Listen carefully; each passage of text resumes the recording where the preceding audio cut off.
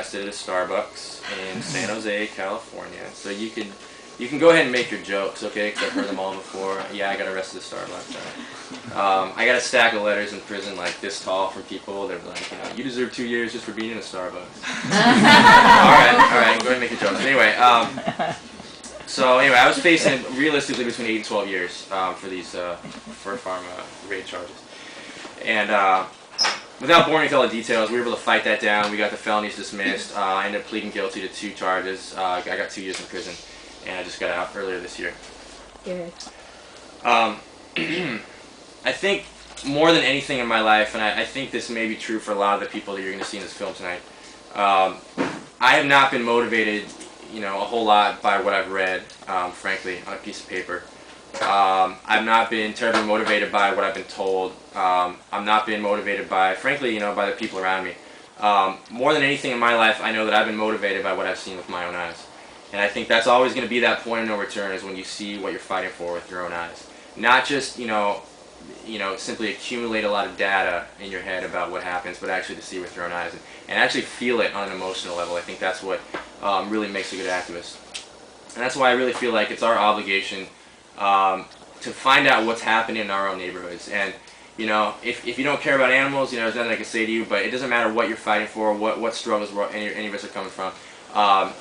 It's so important to find out where whatever injustice we're fighting against is happening, and simply to see it with our own eyes.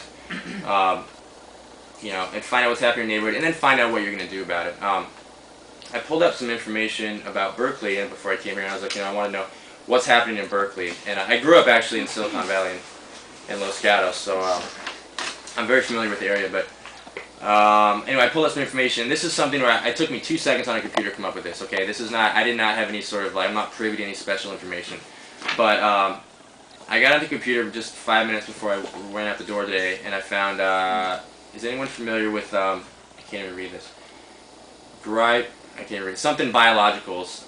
Anyway, it's in Berkeley, California, and it's they kill. In 2005, they killed 748 hamsters and 1,573 rabbits, and that's right here in Berkeley.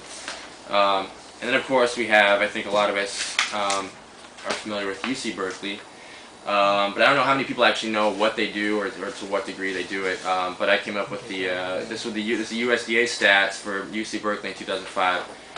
In 2005, they killed 53 cats, 64 guinea pigs, 619 hamsters, 153 rabbits, 6 primates, they actually have hyenas, 37 hyenas, 44 kangaroo rats, and so on and so on. It's a very long list, but anyway, these places thrive on out of sight, out of mind. So I think that when you can kind of put a fixed physical location on these places where injustice happens, I think it goes a long way towards removing their power. And if you're shocked by any of the information I just told you, and I didn't give you much, but there's a lot more out there, please don't be shocked, because we live in the information age, as they call it. We no longer have the excuse of ignorance. Okay, anything you want to know is available. It's right at your fingertips. So if you don't know what's happening in your neighborhood, and I'm guilty of this too, then it's because frankly you don't want to know. So it doesn't do us any good to say, well, I didn't know, or if you don't know, it's because you don't want to know. And again, I'm just as guilty as anyone. But it's very enticing, and it's very, it is an enticing thing to get really comfortable and sort of keep what happens to animals as an abstraction and nothing more. So anyway, what separates, I think, the people, all of us, from the people you're going to see in this film tonight, it's definitely, it's not bravery. That's not what separates us from the people you're about to see in this film. It's not skill. It's definitely not good looks, as you're going to see in a second.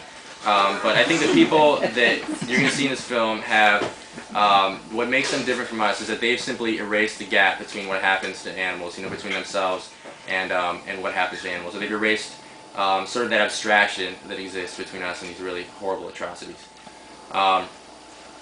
And these are people to whom what happens to animals, or whatever injustice you're fighting against, doesn't just happen on paper, but it happens as something in their own neighborhoods, and that's something that's really crucial.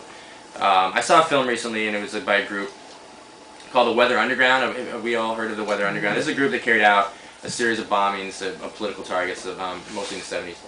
And anyway, they did a documentary about this organization, and I watched the documentary recently. And there's a quote that really stuck out to me, and it's something that I think really captures what makes a good activist. They asked one of these people, they had carried out these bombings, they'd gotten arrested, gone to prison, gotten out, and gone underground. Also, they asked them, they said, why? Why did you go this far? And this person said that there wasn't a single moment between the years of 1964 and 74. There wasn't one moment, whether they were, I don't know, making toast, whether they were walking their dog, whether they were taking a shower. There wasn't a single moment that they were not haunted by the images of what was happening to the people in Vietnam. And I think that captures so well what makes a good activist. It's not simply, again, loading yourself up with a lot of data. It's being haunted. It's something that happens on an emotional level. And I can tell you, during that 2-week road trip that I spoke of, there's things I saw during that time that have haunted me to this day. My most vivid memories, we had an address for a place, and it was a fur farm, and that's all we knew. We didn't know anything else about it. It was a fur farm, and it was way out in the countryside. It was on a dirt road. We parked on this dirt road that connected to another dirt road, and we hiked to the end of that road. It must have been a mile, and we get to the end of this road, and we come up over the apex of this little grassy hill, and we were looking down on what was a fur farm. But I knew right away there was something very different about this farm, because the average mink cage, and we thought we were going to a mink farm. It was maybe like this big. We were looking at a collection of cages that were probably maybe this high and about as wide as half this table. And it was a full moon. It was a very vivid memory. It was a full moon, so the farm was backlit, and we were looking down at the silhouettes of some very, very large animals. Now, I had no idea what it is that we were looking at. I thought we'd stumbled upon some kind of primate breeding colony of some sort. I didn't know what we were looking at. But we sat on the top of that hill for 2, 3, 4, 5 minutes, trying to figure out what we were looking at. 6 minutes, 7 minutes goes by, and at some point it hit me that we were looking down on more lynx in one place than existed in all of the wild in the entire United States. Lynx are an endangered species, but you can still breed them for fur coats. So you talk about being haunted, that'll definitely do it. One thing I've learned, you keep this in mind as you watch this film, is that generally, in my experience, if a problem exists to you only on paper, then your solutions are going to exist only on paper as well. You're gonna write letters on paper. You're going to make signs out of paper. You're going to write essays on paper. But when the problem exists in the 3D realm, that's generally when your solutions carry over into that realm as well. And that's why I think it's so important to find out what's happening in your neighborhood. Let it haunt you, and then decide what you're going to do about it.